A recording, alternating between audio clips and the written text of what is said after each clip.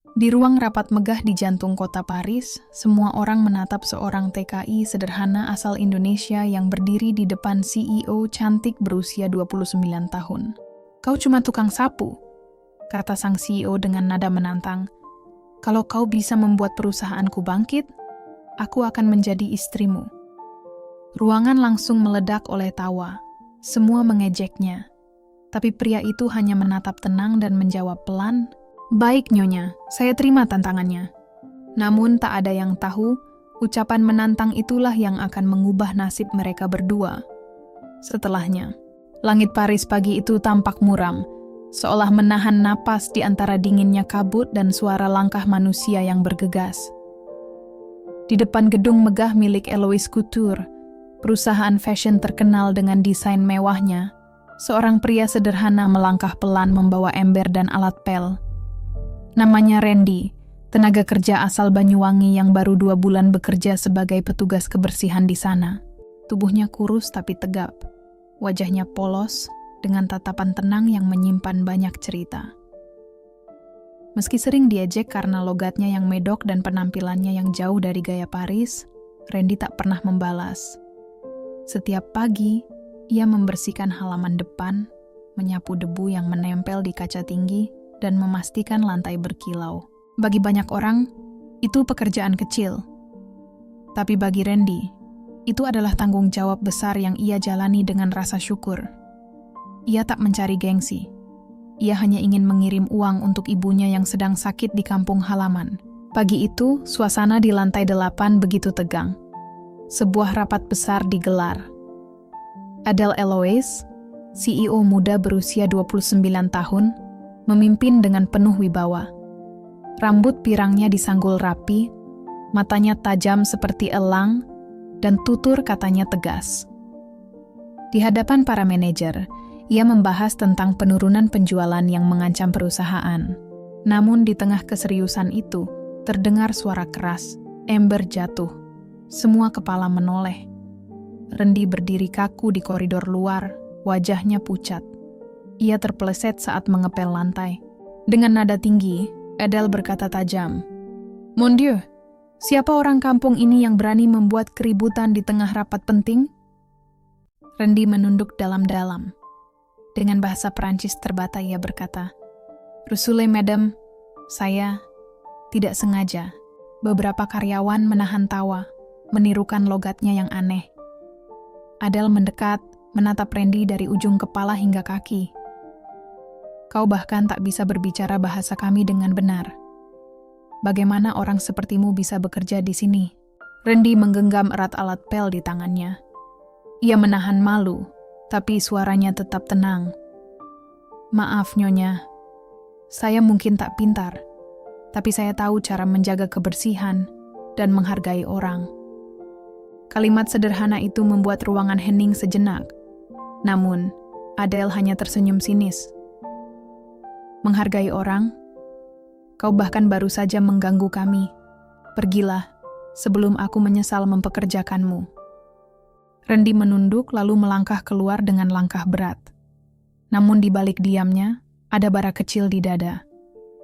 Ia menatap gedung tinggi itu dan berbisik, "Suatu hari, aku akan membuat orang seperti dia sadar bahwa yang kecil pun punya arti." Beberapa hari berlalu. Randy tetap bekerja dengan disiplin. Ia datang paling pagi, pergi paling terakhir. Ia membersihkan ruang rapat dengan teliti, dan diam-diam memperhatikan poster-poster mode di dinding. Ia mengagumi desain Adele, namun juga berpikir, mengapa semua pakaian ini tampak begitu mahal? Bukankah keindahan seharusnya bisa dirasakan semua orang? Suatu pagi, saat mesin kopi kantor rusak, Adele memergoki Randy sedang memperbaikinya. "Kau bisa memperbaikinya?" tanyanya heran. Randy menjawab pelan, "Sedikit, Nyonya. Di kampung kami memperbaiki barang agar tak perlu beli baru." Adele mendengus. "Kau mungkin bisa memperbaiki barang rusak, tapi dunia bisnis bukan tempat untuk orang kampung." Randy tersenyum. "Mungkin benar, Nyonya. Tapi dunia juga butuh orang yang tahu cara bertahan dengan sederhana." Entah mengapa, kalimat itu membuat Adele terdiam. Ada sesuatu di dalam hatinya, antara kagum dan kesal. Ia belum pernah melihat orang seberani itu berbicara padanya. Keesokan harinya, perusahaan menggelar presentasi ide baru untuk menyelamatkan penjualan. Satu persatu manajer berbicara, tapi tak satu pun memberi solusi. Adele menghela napas panjang. Apakah tak ada yang punya ide segar? Bahkan orang kampung pun mungkin lebih kreatif dari kalian. Di pojok ruangan, Randy yang sedang mengepel menatapnya. Dengan suara pelan tapi mantap ia berkata, "Kalau Nyonya izinkan, saya punya sedikit ide." Suasana langsung berubah. Tawa kecil terdengar dari para karyawan. "Dengar tuh," bisik seseorang. Tukang pel mau kasih ide bisnis. Namun Adele menatapnya dengan pandangan menantang. "Baiklah," katanya sinis. "Kalau idemu membuatku kagum, aku akan menikah denganmu." Ruang rapat langsung pecah oleh tawa. Tapi Randy tidak tertawa. Ia hanya mengangguk pelan. "Baik, Nyonya. Saya terima tantangannya." Keheningan menelan ruangan. Adele menatap Randy tak percaya. Ia tak menyangka pria sederhana itu berani menantang balik dengan kesungguhan seperti itu. Dan sejak hari itu, segalanya mulai berubah. Sore harinya, Randy duduk sendirian di taman belakang gedung. Langit Paris berwarna jingga. Angin musim semi berhembus lembut, membawa aroma bunga lilac di sepanjang jalan. Di tangannya terbuka buku catatan kecil. Ia menulis pelan, "Aku bukan orang pintar, tapi aku tahu satu hal. Setiap orang butuh sesuatu yang nyata, bukan hanya yang indah dilihat." Ia menatap jauh ke arah menara Eiffel yang samar di kejauhan. Di sanalah, di tengah hiruk-pikuk Paris, seorang pria sederhana mulai menulis takdirnya sendiri. Pagi berikutnya, langkah Randy terasa lebih mantap. Ia memutuskan untuk tidak hanya bekerja seperti biasa, tapi mengamati lebih dalam bagaimana perusahaan itu berjalan.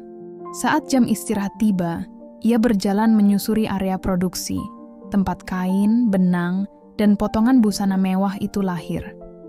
Namun, di sudut ruangan, matanya tertuju pada tumpukan besar kain sisa yang menunggu untuk dibakar. Potongan warna-warni itu menumpuk begitu saja, seolah tak berarti. Randy bergumam lirih, sayang sekali, semua ini masih bisa dipakai. Diam-diam, setiap hari ia mulai mengumpulkan kain-kain sisa itu. Saat malam tiba, setelah jam kerja usai, ia kembali ke kamar kecilnya di pinggiran kota Paris. Dengan mesin jahit tua pinjaman dari tetangga apartemen, Randy mulai menjahit potongan-potongan itu satu persatu. Jarum menembus kain, tangan bergerak tanpa henti. Malam berganti malam, dan jari-jarinya pun mulai terluka. Tapi hatinya penuh semangat. Di dinding kamarnya, tergantung foto ibunya yang sedang tersenyum. Randy menatapnya sambil berbisik, "Doakan aku, Bu. Mungkin ini satu-satunya cara anakmu bisa membuktikan kalau orang kecil juga bisa dihargai." Sementara itu, di gedung utama, Adele tak bisa berhenti memikirkan Randy. "Kenapa aku terus memikirkan pria itu?" gumamnya. Tapi setiap kali bayangan mata Randy muncul di kepalanya, tatapan tulus, suara lembut, dan keberanian sederhana, hatinya bergetar aneh. Hangat, tapi juga menakutkan. Suatu malam, Adele lembur sendirian di kantornya. Saat menatap keluar ruangan, ia melihat bayangan Randy lewat membawa karung besar di pundaknya. Mencuri? Pikirnya spontan. Ia pun mengikutinya diam-diam hingga ke ruang bawah tanah. Namun, begitu tiba di sana, langkahnya terhenti. Di depan matanya, Randy sedang menjahit. Tangannya bergerak lincah, wajahnya serius. Potongan kain yang ia kumpulkan kini berubah menjadi pola busana yang indah. Tanpa menoleh, Randy berkata pelan, "Saya cuma ingin membuat sesuatu yang berbeda, Nyonya. Kadang, yang dibuang bisa jadi sesuatu yang indah." Adele terdiam. Ia menatap jaket hasil jahitan Randy. Sederhana, tapi punya gaya modern dan jiwa yang hangat. "Kau membuat ini sendiri?" tanyanya pelan. Randy mengangguk. Dari kain yang dianggap tak berguna, Adele nyaris kehilangan kata. Ia ingin memuji, tapi gengsi menahannya. Menarik, katanya datar. Tapi jangan berpikir kau sudah menang. Aku ingin lihat apakah karyamu bisa membuat investor tertarik. Randy hanya tersenyum kecil. Baiklah nyonya, biarkan hasil yang berbicara. Hari presentasi pun tiba. Ruang rapat dipenuhi para eksekutif dengan jas mahal dan layar LED besar. Semua manajer menampilkan ide-ide mewah, grafik, dan presentasi penuh efek visual. Hanya Randy yang berdiri sendirian, membawa jaket sederhana di tangannya. Salah satu supervisor berbisik sinis, "Silakan Tuan Randy, tunjukkan keajaiban Anda." Randy melangkah ke depan dengan tenang. "Saya tidak punya PowerPoint," katanya pelan. "Yang saya punya hanya kenyataan." Ia mengangkat potongan kain. "Ini adalah limbah yang kalian buang setiap hari. Tapi di tangan yang mau berusaha, limbah bisa menjadi harapan." Lalu ia mengenakan jaket itu. Seketika ruangan sunyi. Jaket itu tampil luar biasa, penuh warna, tapi tetap elegan. Pola-pola etnik Indonesia menghiasi bagian pundak dan lengan. Seorang investor berdiri dan berseru kagum. "Luar biasa. Konsep daur ulang ini bukan hanya unik, tapi juga punya nilai sosial tinggi. Eloise Couture bisa jadi pelopor mode berkelanjutan di Eropa." Adele tertegun. Kata-kata investor itu bagai gema yang menampar hatinya. Pria yang dulu ia hina kini menyelamatkan perusahaan yang hampir runtuh. Setelah presentasi, suasana kantor berubah. Semua mata memandang Randy dengan hormat. Tapi yang paling tak tenang adalah Adele. Dari jendela kantornya, ia melihat Randy tersenyum sederhana di tengah sorakan rekan-rekannya. "Aku menantangnya hanya karena emosi," bisiknya pelan. "Tapi kini, aku yang kalah." Sejak hari itu, nama Randy bergema di seluruh gedung Eloise Couture. Ia bukan lagi sekadar petugas kebersihan. Ia kini dikenal sebagai pria Indonesia yang mengubah wajah industri mode dengan ide daur ulang yang brilian. Namun, Randy tetap sama. Ia masih bangun sebelum matahari terbit, menyapa penjaga gedung dengan senyum tulus, dan tetap mengirim uang untuk ibunya di Banyuwangi. Satu hal saja yang berubah, perhatian dari Adele. Wanita yang dulu memandangnya sinis kini sering memanggilnya. Awalnya membahas proyek, tapi lama-lama pembicaraan mereka jadi pribadi. Suatu sore, di ruang desain, Adele menatap hasil rancangan Randy. "Kau tahu Randy, busana yang kau buat punya sesuatu yang berbeda. Ada kehangatan di balik kesederhanaannya." Randy tersenyum. "Mungkin karena saya membuatnya dengan hati, Nyonya. Pakaian yang indah bukan hanya soal bahan mahal, tapi tentang cerita di baliknya." Adele terdiam. Pandangannya melembut. "Kau berbeda dari orang-orang di sini. Mereka bicara tentang tren dan angka. Tapi kau bicara tentang makna." Randy menunduk sopan. "Saya hanya orang kecil, Nyonya. Tapi saya percaya, setiap orang punya cara sendiri untuk membuat dunia sedikit lebih baik." Sunyi. Hanya suara jarum jam yang terdengar. Dalam keheningan itu, Adele menyadari sesuatu yang tak bisa ia sangkal. Tatapan Randy, ketulusan suaranya, senyum sederhananya. Semuanya membuat jantungnya berdebar. Di balik sorotan lampu kantor yang megah, Adele menatap sosok pria yang selama ini bekerja diam-diam di balik layar, Randy.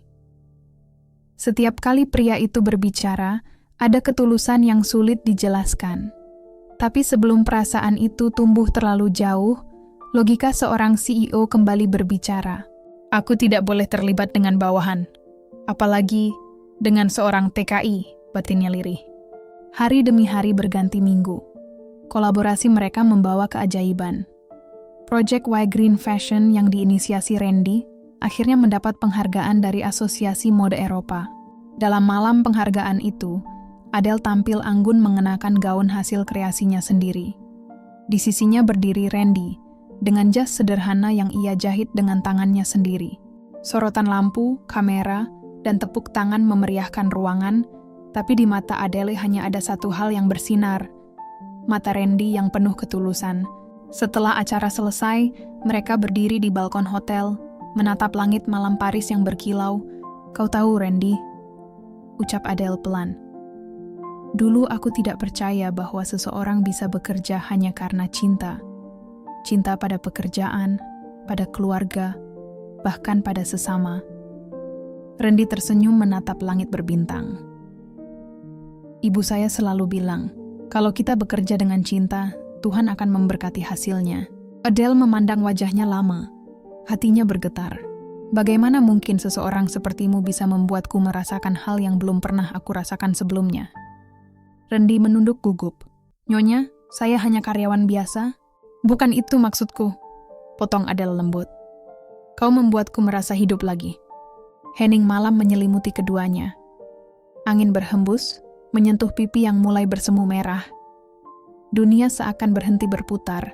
Namun kebahagiaan itu tidak bertahan lama. Kabar kedekatan mereka menyebar cepat di kantor. Beberapa orang iri, sebagian mencibir. Dan yang paling marah adalah Lucas, direktur muda sekaligus tunangan Adele yang dijodohkan keluarganya. Sore itu, Lucas datang ke ruang kerja Randy dengan wajah penuh amarah. "Kau pikir siapa dirimu, orang kampung? Kau memanfaatkan kebaikan Adele untuk naik jabatan." Randy menatapnya tegap. "Saya tidak pernah meminta apapun. Saya hanya bekerja dengan tulus." Lucas mendekat dengan tatapan tajam. "Ingat baik-baik, dia bukan perempuan yang bisa kau miliki. Dia pewaris keluarga Loran, dan kau hanya pembantu dari Asia." Kata-kata itu menampar hati Randy, tapi ia tetap diam. "Mungkin benar saya bukan siapa-siapa," jawabnya tenang. Tapi cinta tidak pernah melihat jabatan atau asal-usul. Ia hanya tahu siapa yang tulus. Lucas hampir memukulnya, tapi Adele tiba-tiba muncul di ambang pintu. "Cukup, Lucas!" Suaranya tegas menggema di ruangan. Ia berjalan ke arah Randy dan berdiri di sisinya. "Jangan pernah menghina orang yang lebih rendah darimu. Kalau kau ingin tahu siapa yang berharga, lihat siapa yang punya hati." Lucas menatap keduanya dengan marah, lalu pergi meninggalkan mereka dengan tatapan penuh dendam. Malam itu, Adele duduk di ruang kantornya. Tatapannya kosong pada layar komputer yang menampilkan foto mereka berdua saat menerima penghargaan. Ia sadar, perasaannya bukan lagi sekadar kekaguman. Ia benar-benar jatuh cinta. "Aku CEO perusahaan besar," gumamnya lirih. "Tapi hatiku memilih dia." Sementara di kamarnya yang sederhana, Randy memandangi jaket karyanya, simbol kesuksesan perusahaan. Tapi pikirannya bukan tentang uang, bukan tentang penghargaan. "Apakah aku pantas mencintai wanita seperti dia?" pikirnya dalam diam. Dua hati, dua dunia, satu perasaan. Namun cinta sejati selalu diuji, dan badai itu segera datang. Beberapa minggu kemudian, suasana kantor berubah. Bisikan-bisikan makin nyaring, media mulai mencium aroma gosip antara CEO muda Prancis dan pekerja migran Indonesia. Setiap kali Randy lewat, kamera ponsel diam-diam mengikutinya. Tapi yang paling menyakitkan bagi Randy adalah melihat Adele makin tertekan. Adele tak lagi seceria dulu. Ia sering menatap jendela saat hujan turun di atas kota Paris.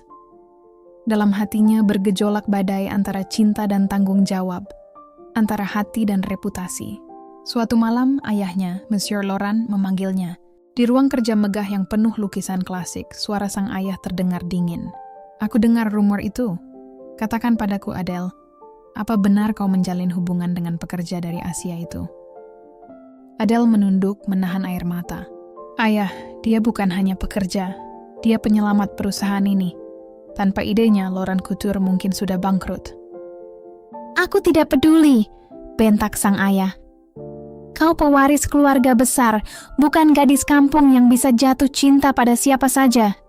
Hubungan itu harus diakhiri sekarang juga." Air mata jatuh dari mata Adele, tapi kali ini suaranya tegas. Ayah selalu bicara tentang kehormatan keluarga, tapi kapan terakhir kali kita bicara tentang kebahagiaan? Monsieur Laurent terdiam, tapi tatapannya tetap keras. "Kau akan menikah dengan Lucas, titik." Kata-kata itu bagai petir yang menyambar jantung Adele. Ia keluar dari ruangan tanpa sepatah kata pun. Di koridor panjang yang sepi, ia bersandar di dinding dan menangis dalam diam. Di luar, hujan turun semakin deras, seolah langit pun ikut bersedih. Di tengah kesibukan Paris yang tak pernah tidur, hidup Randy kembali diuji. Suatu pagi, ia menerima surat panggilan dari pihak imigrasi. Wajahnya pucat, jantungnya berdegup cepat. Di dalam surat itu tertulis tuduhan bahwa ia bekerja tanpa izin resmi. Dan yang lebih menyakitkan, laporan itu datang dari seseorang yang tak lain adalah Lucas. Dalam sekejap, dunia Randy runtuh. Ia dibawa ke kantor imigrasi dan duduk di ruang tunggu dengan tangan bergetar. Namun, meski hatinya hancur, sorot matanya tetap tenang. "Saya tidak ingin masalah, Pak," ucapnya lembut kepada petugas.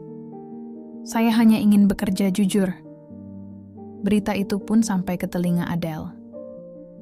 Ia sedang memimpin rapat penting bersama para investor. Tapi begitu mendengarnya, ia berdiri dan pergi tanpa menoleh. Mobilnya melaju menembus lalu lintas kota. Hatinya hanya terpikir satu hal, menyelamatkan Randy. Begitu tiba di kantor imigrasi, langkahnya langsung tertuju ke ruang tunggu. Dan di sana, di antara kerumunan orang asing, ia melihat sosok yang begitu dikenalnya. Tanpa ragu, Adele berlari dan memeluk Randy di depan semua orang. "Aku tidak akan biarkan mereka memisahkan kita," bisiknya dengan suara bergetar. Randy mencoba menahan diri. "Adele, jangan. Ini bisa menghancurkan reputasimu."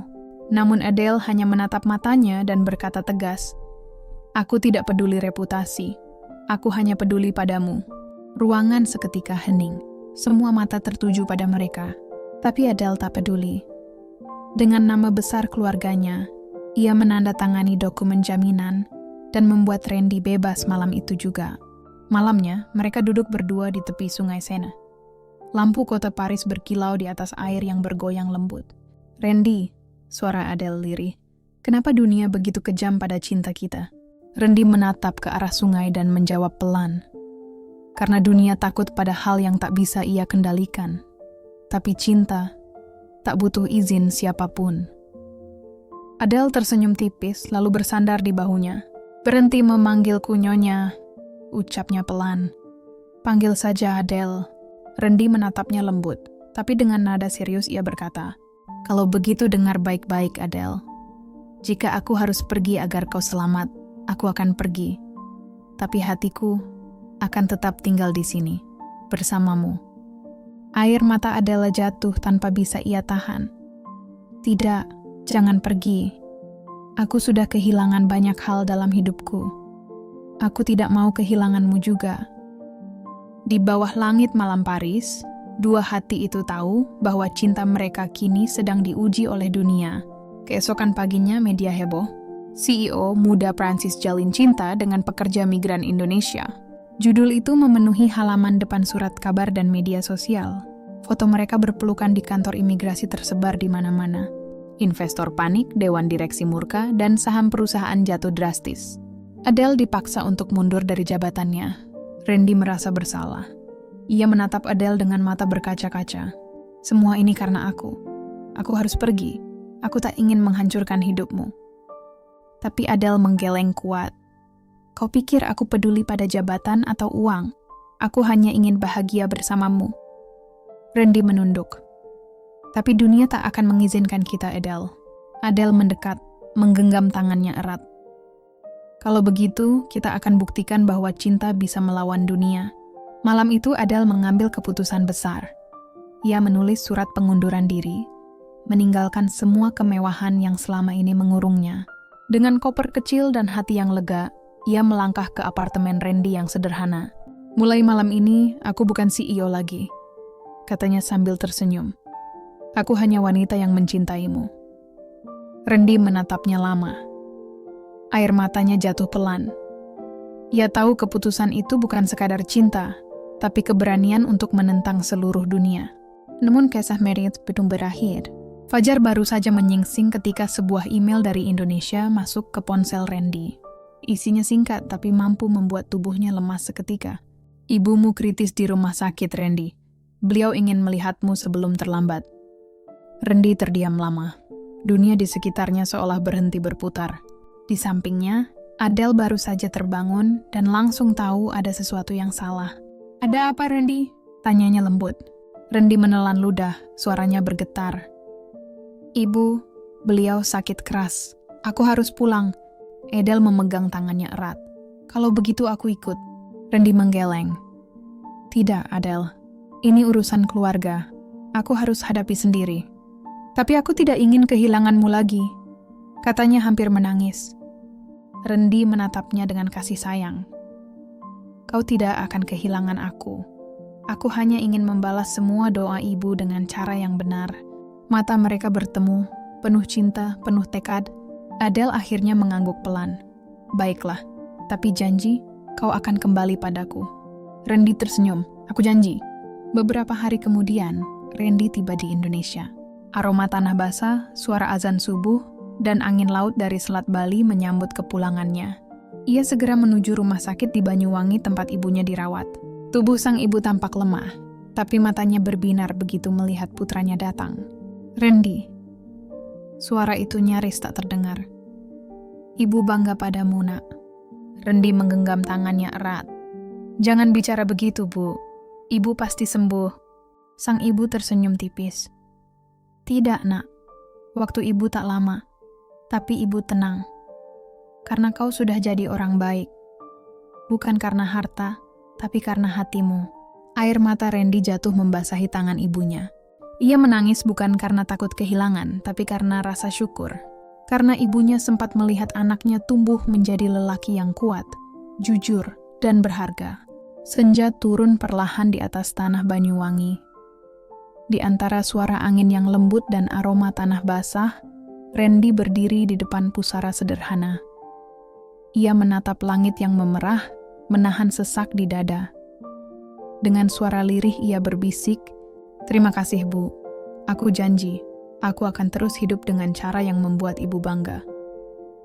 Hari demi hari berlalu, waktu terus berjalan, tapi bayangan sang ibu tetap hidup di hatinya. Alih-alih kembali ke Prancis, Randy memilih tinggal di Indonesia. Ia membangun sebuah usaha kecil di desanya. Sebuah bengkel busana daur ulang yang ia beri nama Atelier, terinspirasi dari tempat dulu ia bekerja di Paris. Dengan tangan yang dulu terluka oleh jarum, kini ia mengajari para pemuda desa cara menjahit, memanfaatkan kain bekas menjadi karya yang bernilai. Dari sudut desa yang sederhana itu, benih kebaikan tumbuh pelan-pelan. Proyek sosialnya menarik perhatian banyak orang, hingga kisahnya menembus media Eropa. Di Paris, jauh di seberang lautan, Adele, yang kini bukan lagi CEO, membaca berita itu di surat kabar pagi. Di halaman depan, terpampang foto Randy tersenyum di tengah anak-anak desa. Bajunya penuh warna, wajahnya penuh ketulusan. Hatinya bergetar. Ada bahagia, tapi juga rindu yang menyesakan. Dia tetap menjadi dirinya. Bahkan setelah kehilangan segalanya, gumamnya pelan. Air matanya menetes, tapi senyumnya tulus. Tanpa pikir panjang, ia memesan tiket pesawat. Ia tahu, sudah waktunya menepati janji, bahwa cinta sejati tak mengenal batas, tak peduli negara, jabatan, atau waktu. Hari itu suasana desa mendadak ramai. Anak-anak berlarian di jalan sambil berteriak, "Ada bule datang, dia cari Mas Randy." Ibu-ibu keluar dari jendela, menatap penasaran. Dan di antara hiruk-pikuk itu, Randy yang tengah menjahit di bengkelnya menatap pintu. Ia tertegun. Di ambang pintu berdiri sosok yang ia kenal. Adele, dengan gaun putih sederhana, rambut terurai, dan mata biru yang berkilau oleh air mata bahagia. "Randy," suaranya bergetar. "Aku datang menepati janjiku." Randy terpaku. "Adele, kau datang jauh-jauh hanya untuk..." Belum sempat ia melanjutkan, Adele menyela lembut. "Dulu kau berkata, jika aku bisa melakukannya, aku akan jadi istrimu. Dan sekarang, kau sudah melakukannya, Randy. Kau bukan hanya menaklukkan dunia, tapi juga hatiku." Air mata Randy jatuh.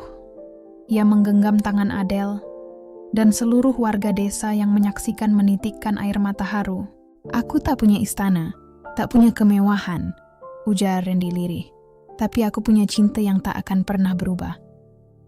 Adele tersenyum membalas, Cinta sejati tak butuh istana, Randy. Ia hanya butuh dua hati yang saling setia. Beberapa bulan kemudian, Pantai Banyuwangi menjadi saksi bisu cinta mereka. Di bawah langit jingga dan debur ombak, pernikahan sederhana itu berlangsung penuh haru. Adele tampil anggun dengan kebaya putih rancangan tangan Randy sendiri.